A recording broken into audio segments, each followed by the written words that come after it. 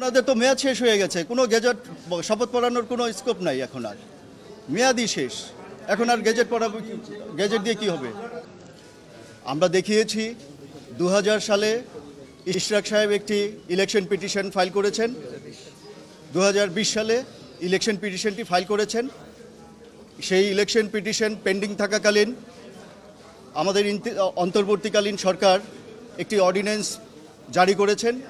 জারি করে সেই অর্ডিন্যান্সের কনসিকুয়েন্সে সকল ইলেক্টেড মেয়রকে রিমুভ করেছেন এবং নতুন করে অ্যাডমিনিস্ট্রেটর নিয়োগ করেছেন।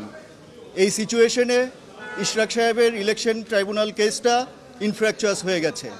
তারপরেও উনি দুইজন ভুয়া লোক সাজিয়ে পাওয়ার অফ অ্যাটর্নি ব্যতীত দুইজন লোককে এনে ইলেকশন কেসটার প্রেয়ার সংশোধন করেছেন।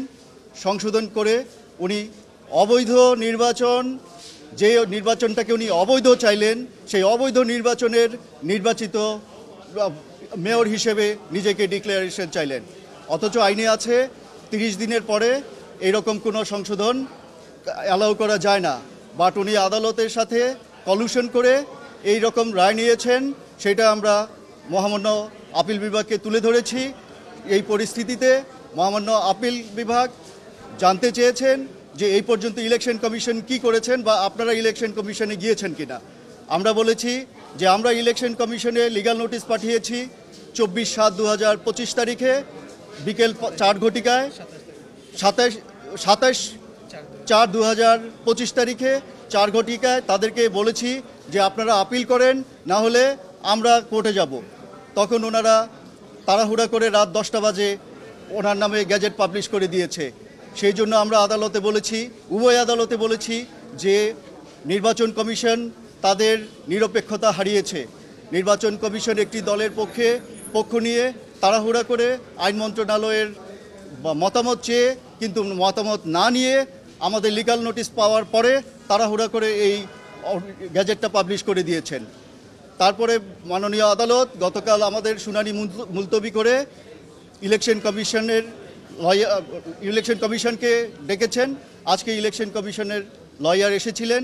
ওনাদেরকে প্রথমে আদালত জিজ্ঞেস করেছেন যে আর্টিকেল 180 অফ দ্য কনস্টিটিউশনে আপনাদের যেই সাংবিধানিক দায়িত্ব, আপনাদের যে ইম্পার্শিয়াল দায়িত্ব, নিরপেক্ষ দায়িত্ব, আপনারা সেটা ঠিকমতো পালন করছেন না কেন?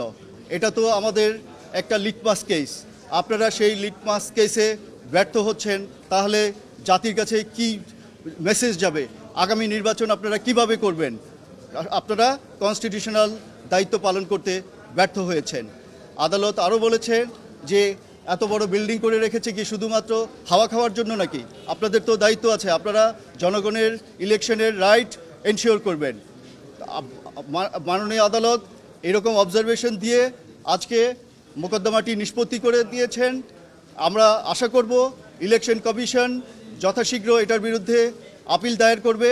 আর যদি ওনারা আপিল দায়ের করতে ব্যর্থ হয় তাহলে আমরা আবার আইনগত ব্যবস্থা নিব ইনশাল্লাহ। ওনাদের তো মেয়াদ শেষ হয়ে গেছে, কোনো গেজেট শপথ পড়ানোর কোনো স্কোপ নাই এখন আর, মেয়াদই শেষ। এখন আর গেজেট পড়াবো, গেজেট দিয়ে কি হবে?